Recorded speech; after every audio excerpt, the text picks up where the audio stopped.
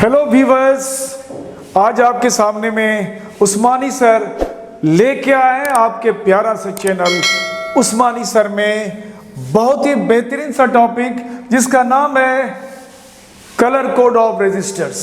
बच्चों, जनरली जो रजिस्टर्स हम लोग बनाते हैं तो रजिस्टर्स के ऊपर में उसका वैल्यू को दर्शाना होता है, लिखना पड़ता है और उसमें एक टॉलरेंस परसेंटेज में लिखा जाता है, जिसका मतलब है कि उसमें कुछ एरर्स हो सकता है कम या ज़्यादा, यानी मैक्सिमम एंड मिनिमम कुछ वैल्यू उसमें परसेंटेज के रूप में उसमें हम लोग ऐड कर सकते हैं फॉर करेक्ट रीडिंग।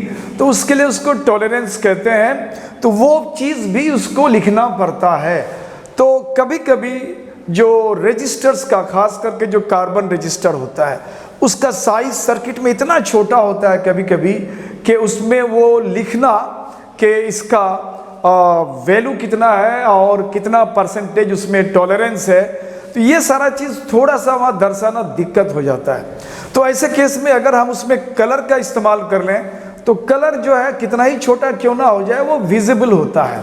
तो यहाँ पे जो डिज़ाइन करने वाले लोग हैं जिन्होंने कार्बन रजिस्टर्स को डिज़ाइन करा और देखा कि बहुत छोटा से छोटा कार्बन रजिस्टर्स है, उसमें वैल्यू को हम लोग कैसे लिखें, तो उन लोगों ने एक टेक्निकली जो है कलर का इस्तेमाल करने की बात करा। तो यहाँ पे हम लोग कलर का इस्तेमाल करते हैं जिसको हम लोग कलर कोड कहते हैं। और जितने भी कलर्स का इस्तेमाल होता है तो इसमें हर एक कलर का कुछ सिग्निफाइड, कुछ फिक्स वैल्यू होता है। उन वैल्यूज़ को हम लोग कैसे कैसे देखते हैं, यहाँ पे थोड़ा सा इसको हम लोग समझने की कोशिश करते हैं।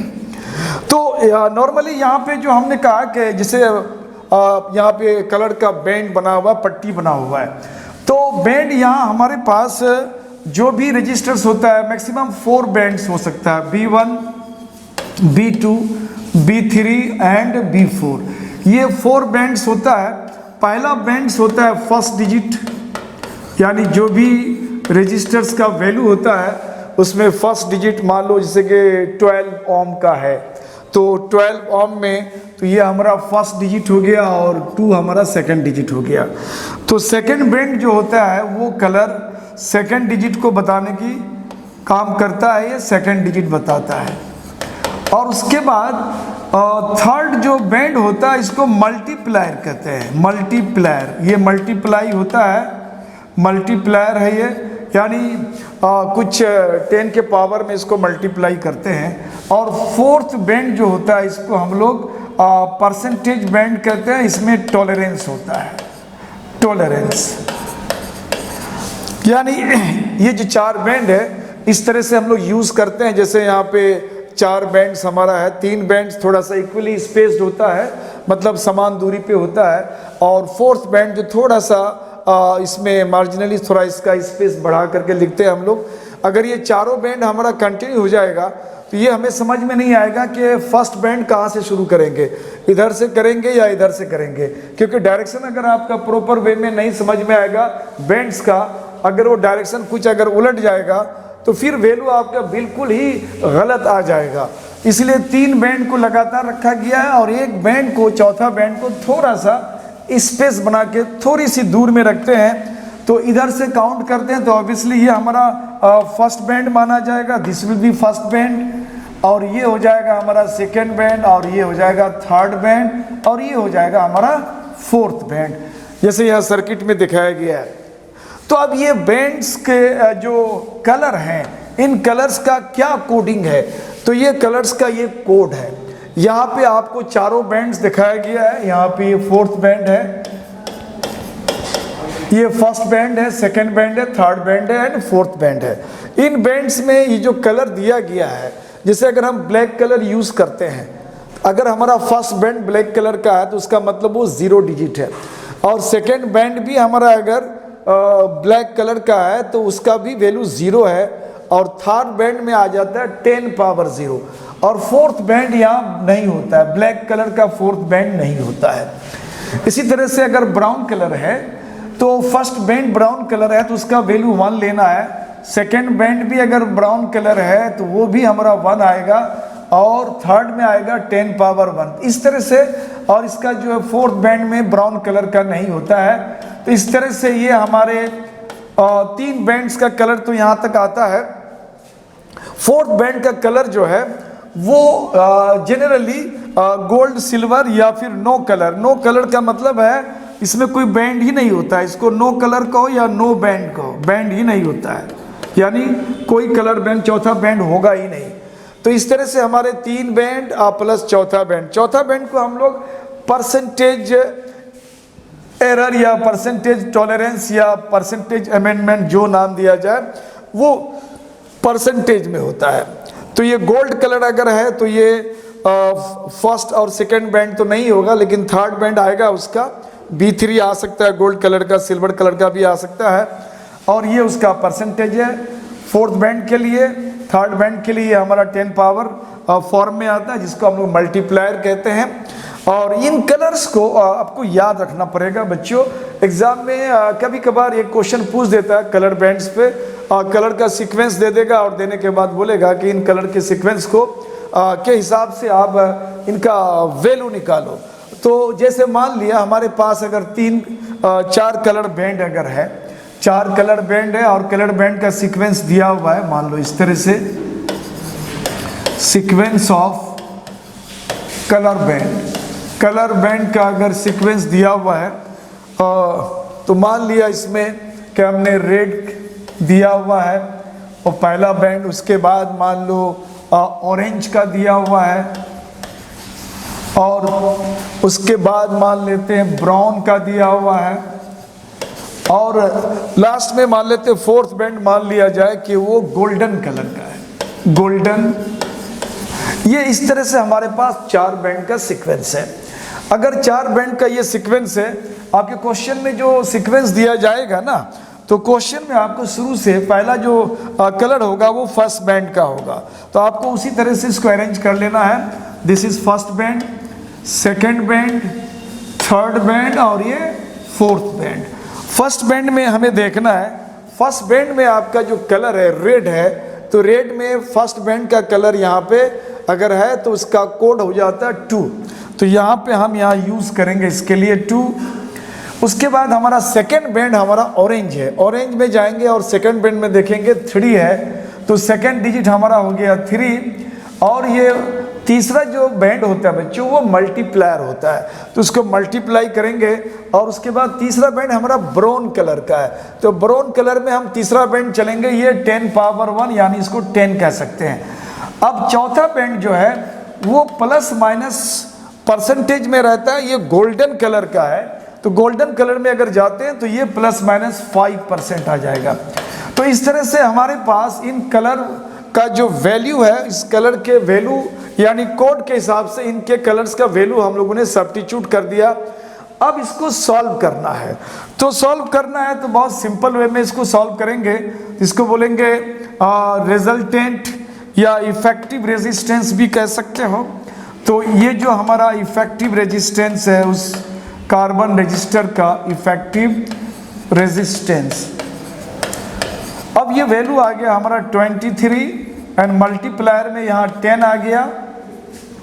अब उसके बाद ये प्लस माइनस 5% हमें इसको ऐड करना है। चाहे तो आप इसको यहाँ ऐसे छोड़ सकते हो, या अगर इसका एग्जैक्ट वैल्यू अगर निकालना चाहते हो तो इसका एग्जैक्ट वैल्यू के लिए हम लोग इसको ऐसे कर सकते हैं। 10 को कुछ देर के लिए हम बाहर छोड़ देते हैं, बाहर छोड़ दिया। अब 23, अब यहाँ पे ध्यान देना है कि हाँ ये 5% अगर ये वैल्यू है तो ये 5% वैल्यू किसका है। कभी कभी ये क्वेश्चन आता है कि 5% वैल्यू हम कहाँ से लेंगे, क्या 5% को 5/100 करके यहाँ रख देंगे, या 5% किसी वैल्यू का होता है। तो ये चीज़ आपको 10th क्लास स्टैंडर्ड में बताया होगा कि जब भी हम परसेंटेज डिजिट या परसेंटेज फिगर कहीं भी अगर परसेंटेज फिगर आपका आता है तो ऑटोमेटिकली यहाँ ऑफ लगा होगा, या अगर नहीं लगा हुआ है तो वो अंडरस्टूड है। परसेंटेज है तो ऑफ लगा होगा, यानी परसेंटेज फिगर के साथ ऑफ बोले तो मल्टीप्लाई आ जाता है, और यहाँ ऑफ का मतलब कोई एक वैल्यू होता है उसका ये परसेंटेज है। तो ये अंडरस्टूड है, अगर ये 5% है तो 5% ऑफ ये मान के चलना होता है मैथ्स में। अब इसको अगर हम मल्टीप्लाई भी कर दें तो 230 हो जाएगा। अब ये जो वैल्यू आएगा हमारा, ये वैल्यू 230 तो हमारा आ गया। अब ये 230 का 5%, ये जो 5% होता है या what ever with the percentage tolerance, वो बाहर में जो वैल्यू होता है हमारा first second and third band का, तो फर्स्ट सेकेंड और थर्ड बैंड के जो फिगर है उसका वो परसेंटेज निकाल करके एक बार प्लस करना है, एक बार माइनस करना है। यानी 230 का हमें 5% निकालना है। ये उसका 230 का 5% हो गया। अब 5% निकालना है तो एक ज़ीरो यहाँ से हम लोग आउट कर देते हैं। अब इसको 5 से मल्टीप्लाई कर दो, 230 प्लस माइनस 5 3 जा 15 एंड 5 2 जा 10 प्लस 1 11 अपॉन 10। अब 10 का ये ज़ीरो हटाएंगे तो यहाँ पे हमारा डेसिमल आ जाएगा। अब इफेक्टिव रेजिस्टेंस जो हमारा आया हुआ वो इफेक्टिव रेजिस्टेंस आ गया 230 प्लस एंड माइनस 11.5, ये वैल्यू आ गया। यानी अगर इसकी वैल्यू की बात करेंगे तो ये जो हमारा परसेंटेज आता है ना, इसको हम लोग परसेंटेज एरर कहते हैं। एरर का मतलब है कि हमारा जो ये डिज़ाइन किया गया है रजिस्टर, कार्बन रजिस्टर, उस वैल्यू में मे बी के 5% ज़्यादा वैल्यू है तो हमको डिडक्ट करना पड़ेगा। मे बी के गलती से इसमें 5% वैल्यू हमने कम रखा है तो ये 5% हमको इसको ऐड करना होगा, तो इसको टॉलरेंस कहते हैं। तो इस तरह से आपका इन 3 कलर्स जो हमारा लगातार है इसके साथ ये वैल्यू, और चौथा कलर जो होता है हमारा ये परसेंटेज एरर बताता है। अगर मान लो हमारा चौथा कलर नहीं है, फोर्थ बैंड नहीं है, तब भी हम यहाँ पे first second third and fourth band लिखेंगे। अब कभी कभी बच्चों को ये कंफ्यूजन हो जाता है कि इनको 3 कलर दिया हुआ है, इनको 3 कलर दिया हुआ है कि रेड, ऑरेंज एंड ब्राउन। तो वो करता क्या, नॉर्मली इन 3 कलर्स के डिजिट्स फिगर्स को यहाँ से लेके वो निकाल लेते हैं और वो बोलते हैं चौथा बैंड तो है नहीं, चौथा कलर है नहीं, इसलिए चौथा बैंड नहीं लेना है। चौथा बैंड रहे या ना रहे, आपको चौथा बैंड जब भी कैलकुलेशन करना है बच्चों, ये चौथा बैंड आपको हर हाल में लेना है। गर्चे तुम्हारे क्वेश्चन में 3 ही कलर है, चौथा बैंड लेना ही पड़ेगा, लिखना ही पड़ेगा। और जब चौथा बैंड नहीं है तो यहाँ पे ये प्लस माइनस 20% आ जाएगा, क्योंकि नो कलर का मतलब होता है नो बैंड। यानी चौथा बैंड अगर नहीं है तो समझ लेना है कि वहाँ पे हमको प्लस माइनस 20% ऐड करना है या सब्ट्रैक्ट करना है। तो इसलिए बैंड चौथा आपको लिखना ही पड़ेगा। घरचे कलर तुम्हारा 3 है लेकिन चौथा बैंड लिख करके कलर नहीं है तो 20% कर देना है। अब इन कलर को, इन बैंड के साथ ये जो फिगर है, डेटा है, इसको याद रखने के लिए आपके पास एक ट्रिक है। इस ट्रिक को आप याद कर लो तो आप हर एक कलर्स का वैल्यू आप निकाल सकते हो, B1, B2, B3 and B4। ये ट्रिक है, black brown red of your green gate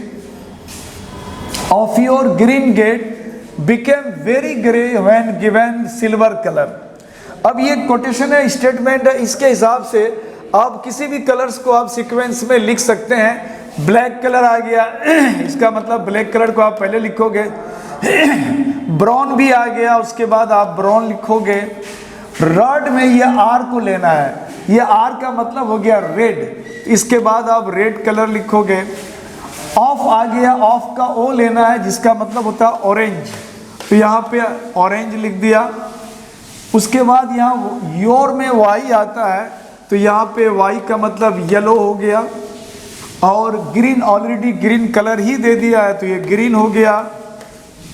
और गेट में स्मॉल लेटर है इसलिए यहाँ इसका हम लोग यूज़ नहीं करेंगे, हर कैपिटल का हम लोग इस्तेमाल करते हैं। उसके बाद बी आ गया, उसके बाद वी आ गया, तो वी फॉर वायलेट, और बी जो है वो ब्लू और वायलेट। जब भी आपको कलर सीक्वेंस होता है वेबगर में भी देखोगे वहाँ भी इस तरह का आता है, तो ये बी का मतलब अंडरस्टूड है कि वो बी जो यहाँ पे ब्लू है। वैसे भी बी से ब्लू, बी से ब्राउन, बी से ब्लैक, ब्लैक ब्राउन और हमने ले ही लिया है तो ऑटोमेटिकली इस बी का मतलब ब्लैक ब्राउन तो हो ही नहीं सकता है, तो यहाँ पे बी का मतलब ब्लू हो जाएगा और वी का मतलब वायलेट हो जाएगा। ये वायलेट हो गया। उसके बाद ऑलरेडी ये ग्रे कलर दे ही दिया है, ये भी कलर लेना था, ग्रे कलर दे दिया है। उसके बाद वेन W का वाइट लेते हैं, वाइट आ गया। गिवन, गिवन का मतलब G से गोल्डन आ गया, या गोल्ड कलर भी लिख सकते हो। और उसके बाद यहाँ सिल्वर कलर ऑलरेडी मेंशन ही है, सिल्वर कलर। और उसके बाद ये जो कलर है, इस कलर को हम लोग नो कलर कहते हैं। इस कलर को यहाँ पे नो कलर कहते हैं, यहाँ पे इसको हम लोग नो कलर कहेंगे। अब इनको अगर आपको B1, B2, B3 रखना है, बहुत आसानी से आप इस कोडिंग के साथ आप आराम से बैठा सकते हो, कोई दिक्कत नहीं है। जैसे यहाँ पे आपका ब्लैक कलर है, इस तरह से आप चार्ट को बना सकते हो। एक बार उसको कोड को याद कर लो, आराम से कभी भी चार्ट को बना सकते हो। तो जैसे यहाँ पे कुछ मैं बता देता हूँ, जैसे कि ब्लैक कलर है तो डिजिट हमारा शुरू होता है 0 से, तो ये हमारा ये 0 आएगा, ये 1 आएगा, 2 आएगा, 3 आएगा, इसके सामने में 4, 5, 6, 7, 8, 9 तक ही डिजिट जाएगा, डबल डिजिट नहीं करना है। ये खाली रहेगा, ये भी खाली, ये भी खाली।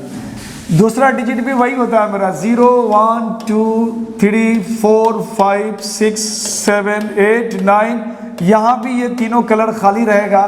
और उसके बाद थर्ड जो बैंड होता है वो 10 पावर मल्टीप्लायर होता है, इसको हम लोग थर्ड बैंड कहते हैं।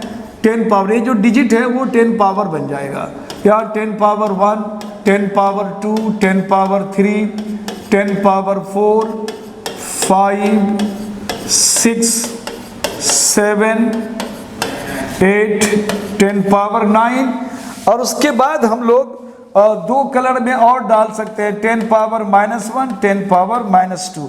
और यहाँ पे ये कलर नहीं होता, नो कलर में यहाँ तीसरा बैंड नहीं आएगा। अब यहाँ पे जो हम लोग चौथा बैंड लेते हैं बच्चों, तो चौथा बैंड में ये कोई नहीं आता है, कोई कलर नहीं आता, इसमें कोई नहीं आएगा, कोई कलर नहीं आता। चौथा बैंड का ये कलर होता ही नहीं है। अब यहाँ पे गोल्डन और सिल्वर अगर आ रहा है तो गोल्डन सिल्वर में, गोल्डन में कर देना है आपको 5%, सिल्वर में कर देना है 10%। अगर कलर है ही नहीं, बैंड है ही नहीं, खाली है, तो 20% करना है, प्लस भी होगा माइनस भी होगा। तो कुछ नहीं है, आप ट्रिक को अगर आपने याद कर लिया है तो आराम से चार्ट को आप निकाल करके कोई भी इफेक्टिव रेजिस्टेंस का वैल्यू आप निकाल सकते हो। तो इस तरह से रेजिस्टेंस का आपका रजिस्टर्स का जो कोडिंग इस्तेमाल करते हैं हम लोग, कलर कोड, अक्सर ये क्वेश्चन बनता है, आराम से आप क्विकली उसको बना सकते हो। इस तरह से आप हमारे साथ बने रहें। अगर आप हमारे न्यू व्यूवर्स हो तो हमारे चैनल को आप सब्सक्राइब करो, बेल आइकन को प्रेस करो, सो दैट कि जब भी नया वीडियो अपलोड होगा आपको इसका इन्फॉर्मेशन मिलता जाएगा। Thank you for watching my channel.